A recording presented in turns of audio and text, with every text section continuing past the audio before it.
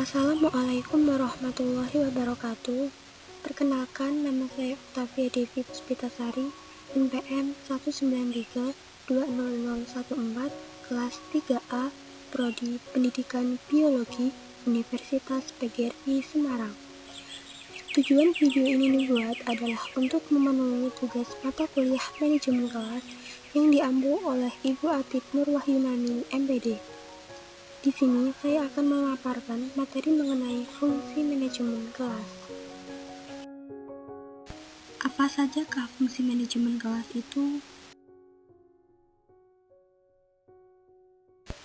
Fungsi manajemen kelas terbagi menjadi 6. Yang pertama yaitu perencanaan. Perencanaan merupakan sebuah proses untuk memikirkan dan menetapkan secara matang tentang arah, tujuan, tindakan, sumber daya, sekaligus metode atau teknik yang tepat untuk digunakan guru di dalam kelas. 2. Pengorganisasian.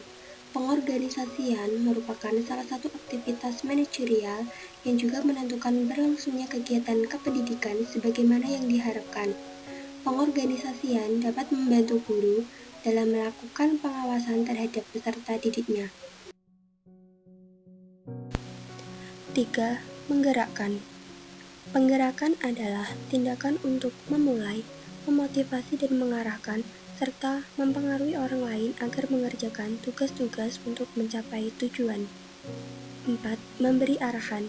Merupakan usaha seorang guru dalam memberikan petunjuk dan bimbingan kepada siswa agar terhindar dari hambatan dalam belajar. 5. Pengkoordinasian. Melakukan koordinasi dalam konteks manajemen kelas berarti mengatur baik-baik kegiatan pembelajaran supaya dalam praktiknya dapat terarah dengan baik. 6. Pengawasan. Pengawasan merupakan suatu proses untuk menerapkan pekerjaan apa yang sudah dilaksanakan, menilainya, dan bila perlu, mengoreksi dengan maksud supaya pelaksanaan pekerjaan sesuai dengan rencana semula. Siapa sajakah yang bertanggung jawab melaksanakan fungsi manajemen kelas itu? Yang bertanggung jawab dalam melaksanakan fungsi manajemen kelas itu adalah kepala sekolah dan guru.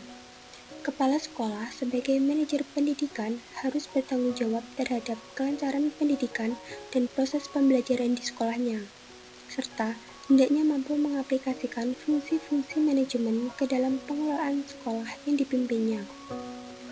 Guru bertanggung jawab mengimplementasikan fungsi-fungsi manajemen dalam berbagai program kegiatan yang ada di kelas.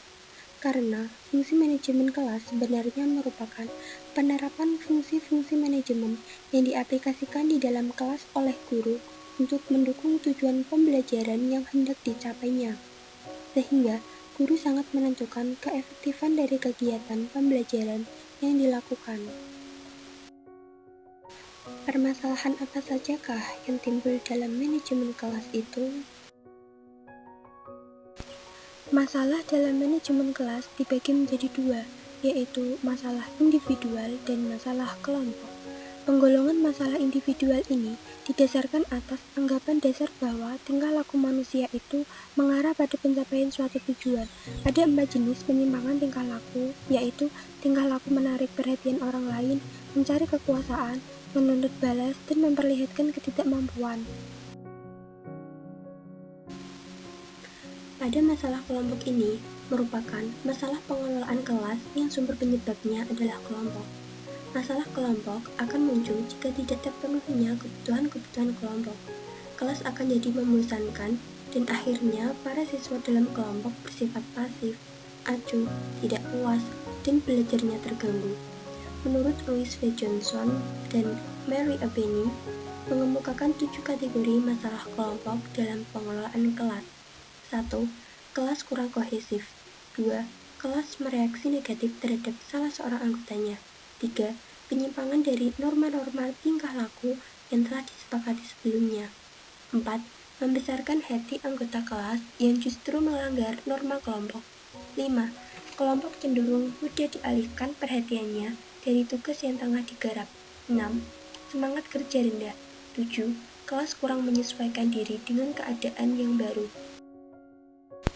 Lantas, upaya apa saja yang dilakukan untuk mengatasi masalah tersebut? Yang pertama, tepat dalam menggunakan pendekatan-pendekatan dalam pembelajaran. Pendekatan-pendekatan ini bisa dilakukan dengan menggunakan 1. Pendekatan kekuasaan, cara pandang guru yang meyakini bahwa kelas yang kondusif dapat dibentuk melalui berbagai upaya penegakan aturan-aturan di dalam kelas yang dapat menjadikan peserta didiknya memiliki kedisiplinan diri. 2. Pendekatan ancaman, cara pandang guru bahwa perbuatan mengancam dapat dijadikan sebagai metode atau cara untuk menciptakan kelas yang kondusif.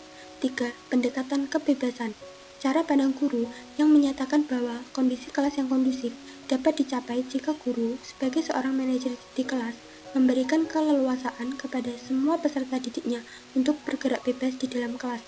4. Pendekatan resep. Pendekatan resep dapat terwujud dalam berbagai aturan-aturan kelas yang dibuat dan disepakati secara bersama. 5. Pendekatan pengajaran. Pendekatan ini didasarkan atas suatu anggapan bahwa perencanaan dan pelaksanaan akan mencegah munculnya masalah tingkah laku anak didik. 6. Pendekatan pengubahan tingkah laku. Peranan guru ialah mengembangkan tingkah laku anak didik yang baik dan mencegah tingkah laku yang kurang baik. Yang kedua, menguasai materi dan mengaitkannya dengan kehidupan yang dekat dengan siswa. Yang ketiga, penyampaian materi dengan bahasa yang mudah dipahami.